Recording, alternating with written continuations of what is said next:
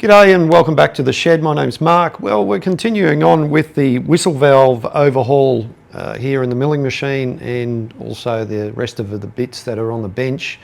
So we'll crack on to this and show you what we're doing next. All right, here we are, a close-up shot. I've already got it set up in the vise. I've got it square to the end. Just use this piece of steel here to line it up with the end. I've got it lined up with the drill so that we can open this out. This is oversized and I did show that in the last video.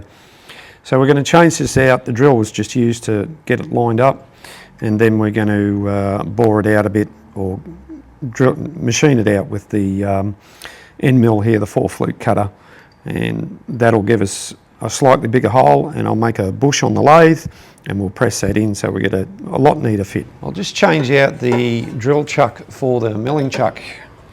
On this particular mill, it has a long drawbar to a nut up the top here, or a square, it's not a nut, and I'll just wind this down so it can clear. Take this out, I'll give that a tap, and it drops out, and I unwind it, and that takes out the drill chuck, and I'll put the milling cutter or the milling chuck in, tighten it back up, just like so.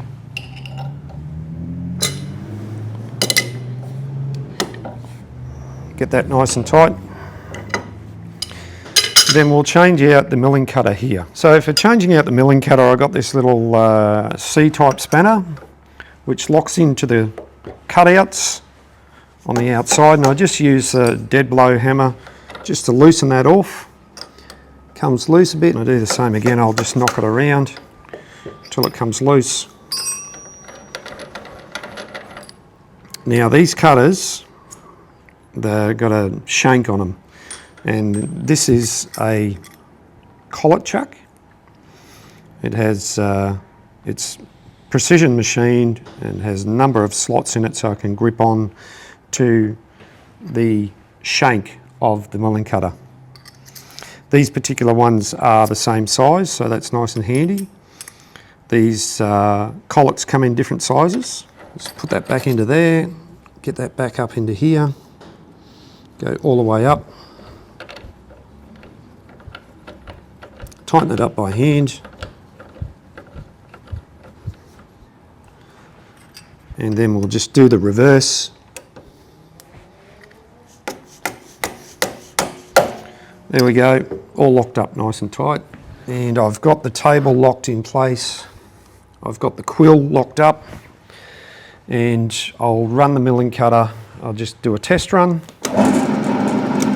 It's pretty good speed, and I'll wind it up by hand.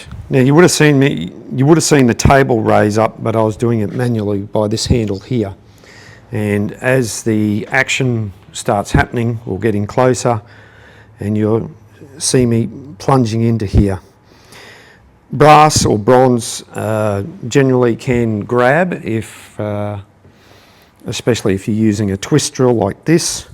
However, in this sort of situation, everything's clamped in solidly, and I'm controlling the feed rate from the bed, or I can actually engage this wheel here and feed it down manually. So I've got a few options there on how I'm going to do it.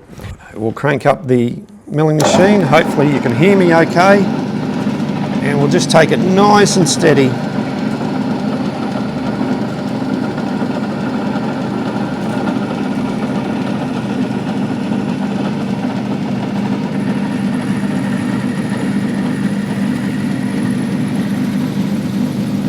So far so good.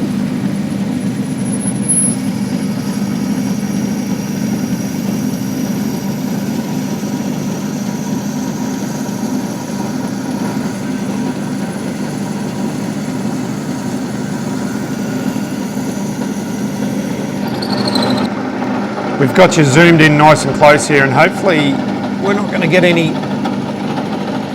flickering.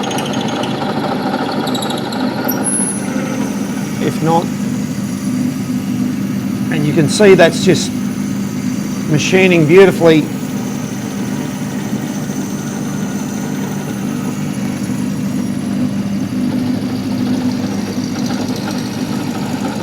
and we're all the way through.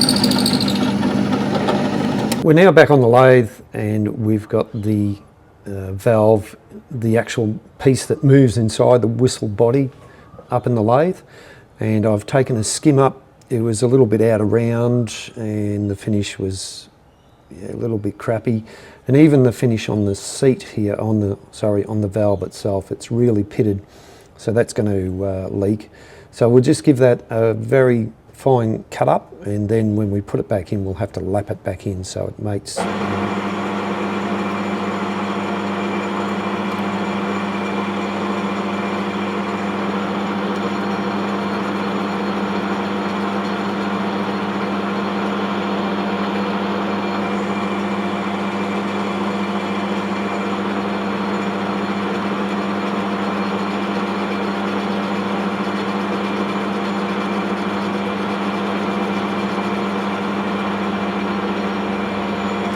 just to give you an idea. I'm taking very little off. One side will come off more than the other, and I've got the compound slide, this here, which is just out of frame, around on the angle so I can get the right, match the taper. There's only a very tiny little bit left to do.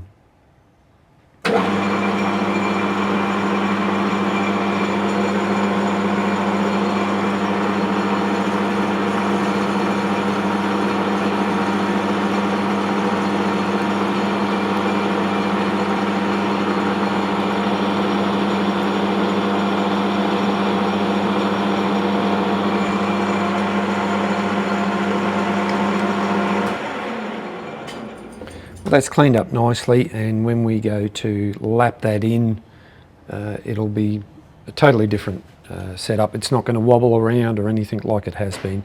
So now we'll machine the bush. So we now have our piece of bronze, and this is 16mm diameter, almost 17mm, and we're going to machine it down to about 14.1, 14.12. So let's get that in the chuck now. We'll leave a little bit hanging out so we can machine and face it off and all that sort of stuff.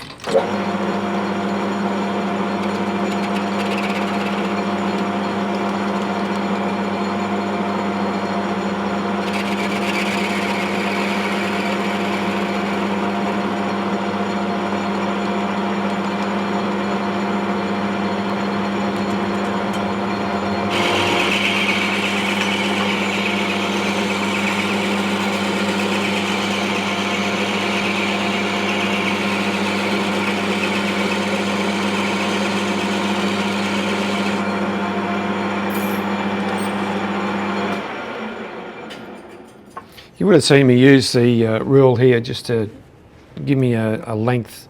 It's just a quick way of measuring how long you need your piece, especially with short pieces like this. And we're down to 16mm, and I already know the size. We've got this board out. We did that before on the milling machine. That measures 14.15, so that's what we're aiming for. Maybe a little bit bigger. Might go 14.2, that'll give us a nice interference fit. We've now roughed this down to 14.4 roughly, so we need to take a little bit more off, not much, to get our final size.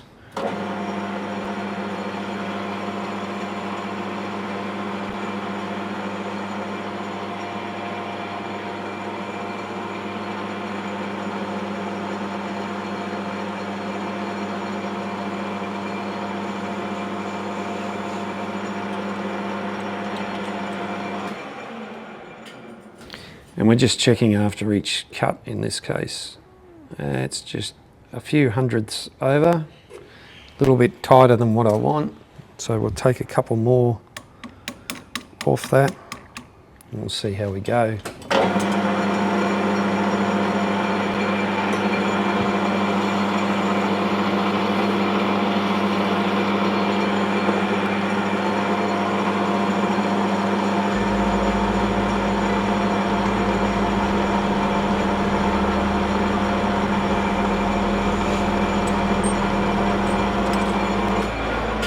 You would have seen me just run the file over that edge, just take the burr off. Right, we're pulling out the micrometer, and this particular one here I have in the box.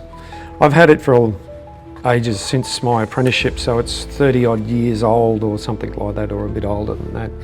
Made by Michitoyo in Japan, and it's a micrometer. So it's a little bit out there, and I'll just make a fine adjustment. They give you a spanner so you can adjust the accuracy of this. We'll make sure it's nice and clean too. The anvil here, sometimes you can get some dirt in between the two faces, and oh, there we go, a bit of a clean. And this is a little clutch at the back, and you use it. Sometimes you'll see people using it there by feel, but the correct way to use it is with the clutch here at the back. You can hear it clicking. The micrometer measures from 0 to 25 millimeters in hundredths of a millimeter, 0.01. Now, obviously, if you're working in imperial, you use thousandths of an inch. However, hundredths of a millimeter are a lot finer, that's for sure. And righto, so we're at 14.22, so that'll do it. That's more than enough. With our centre drill in the drill chuck of the tailstock, it'll give us a nice perfect centre.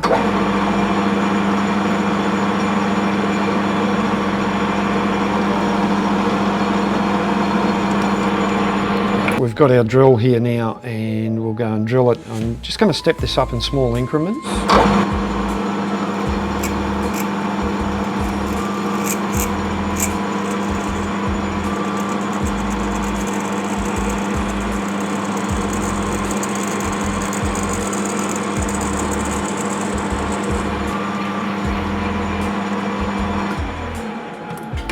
If anything, this drill is too sharp for this operation. You saw it bite in there.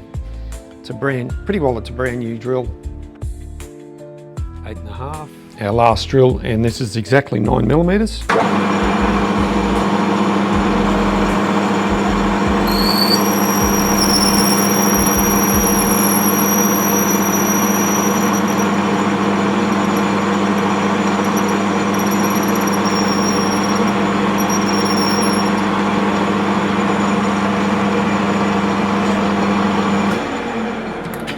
Blow the swarf out of there, and that's a nice fit. That's a really nice fit, better than what it was before. So once again, I'll get my ruler, line myself up, give me a little bit extra to play with, and we'll go in, we'll take the burrs off, and then we'll do the final part.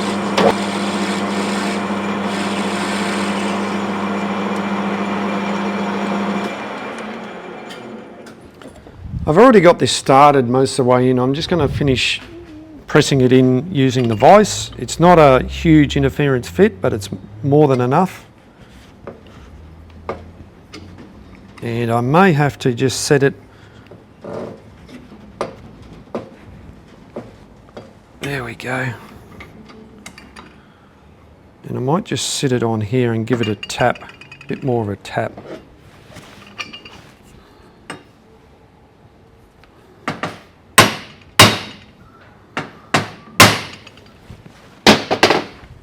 There we go, that's better. Sitting in there nicely. It's just a fraction proud, but that's not going to matter. And we'll just give it a try.